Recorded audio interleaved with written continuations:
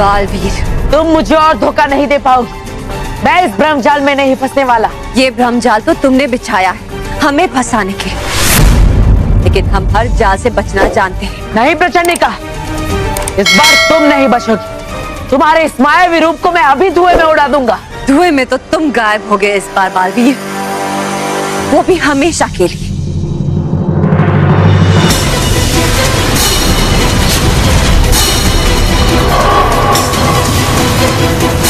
प्रचंडिका आग के गोले बरसा रही, लेकिन फिर भी हवा में जरा भी विस्फोट की गंध नहीं आ रही है। कुछ तो गड़बड़ है, लेकिन क्या? क्या हुआ बालवीर?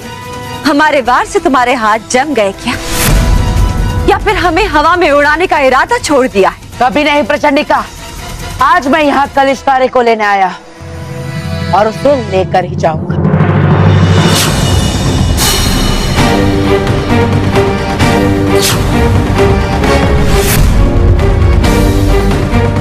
अरे हाँ, गंध का ना आना ऐसा तो सिर्फ पारे की शक्ति में होता है, क्योंकि पारे का ना कोई रंग होता है और ना ही उसमें कोई खुशबू होती है।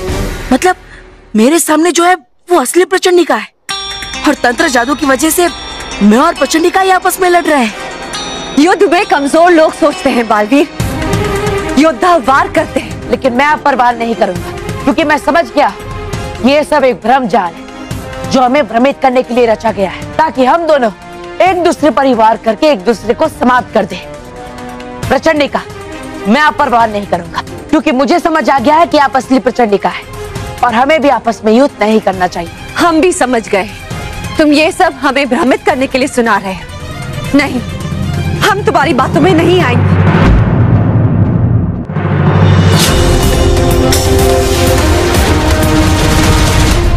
प्रचंडिका ऐसे मुझ पर विश्वास नहीं करेगी। मुझे उसे कुछ ऐसा बताना होगा जो सिर्फ मुझे और प्रचंडिका को ही पता है। हाँ, मैं प्रचंडिका को हमारे युद्ध अभ्यास की बातें याद दिलाता हूँ, और उसके लिए मुझे प्रचंडिका की पीठ पर वार करना होगा।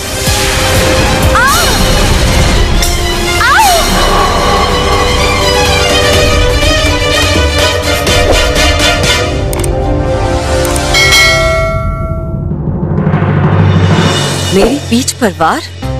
मेरी इस कमजोरी के बारे में बालवीर ने ही अभ्यास के समय मुझे बताया था, पर मैं ऐसे ही इस पे भरोसा नहीं कर सकती। मुझे भी इसकी जांच करनी होगी।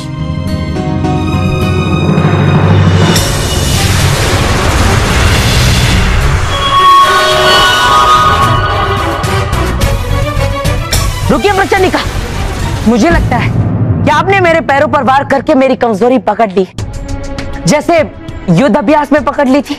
हमें क्षमा करना बालवीर,